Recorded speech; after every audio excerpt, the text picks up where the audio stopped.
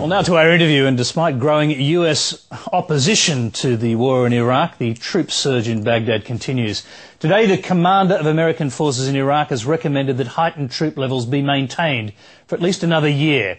Meanwhile, the American public has been asking exactly how things went so wrong. Well, the story of one individual soldier can only provide clues rather than answers, but Joshua Key's book, The Deserter's Tale, still makes for sobering reading.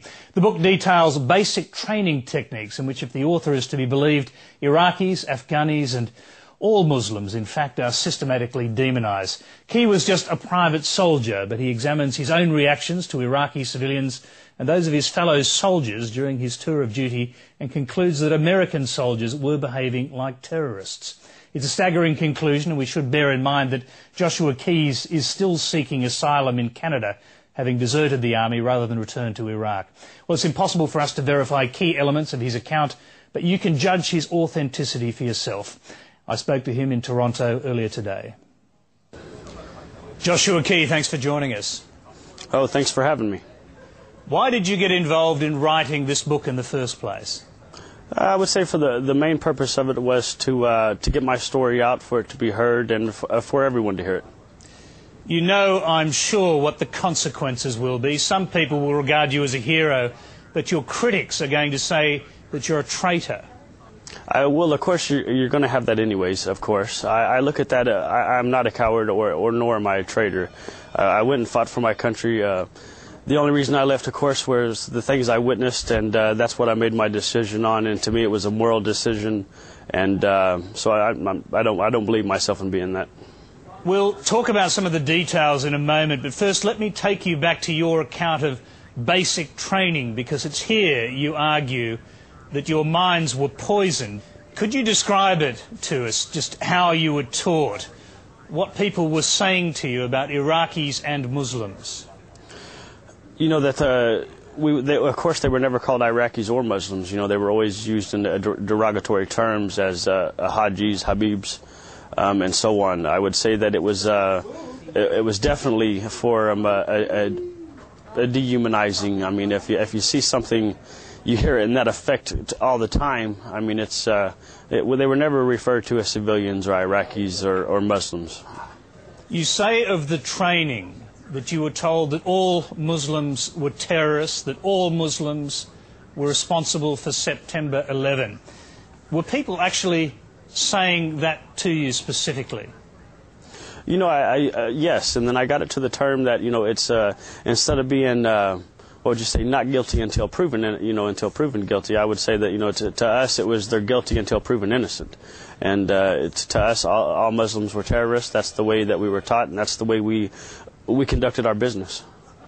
You say it's the way you conducted business. Did you actually see soldiers in Iraq behaving as if they actually believed this?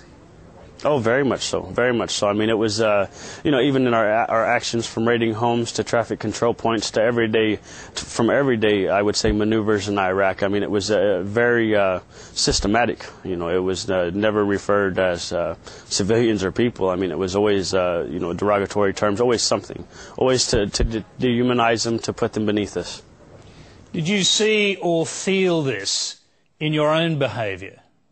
Of course, in my own behavior at first, I would know I seen it and I did it. I mean, you know, of course I changed after the months went, but no, at first I was one of them. So, I mean, that's, yes. Did you abuse Iraqi civilians yourself? Yes, I did, yes. Now, of the numerous raids and other incidents that you participated in, you've written, "It struck me that the American soldiers themselves were the terrorists." Now, people back home, your own family, are going to be horrified to hear you say that. Well, I'm sure they will be. You know, but the way I look at that was the truth. You know, we had no justification after all them homes that I raided. There was no justification.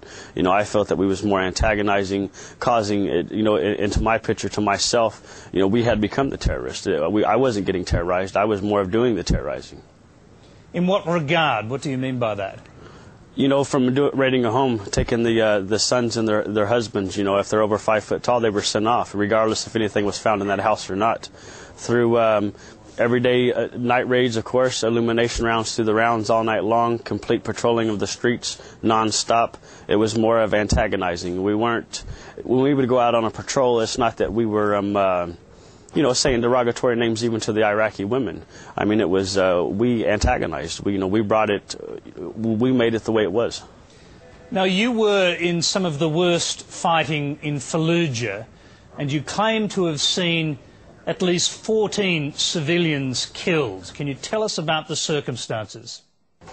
For one of the incidences, it was we were at a mayor's cell, which is sort of where you're, I guess you would say, like the mayor of the city stayed.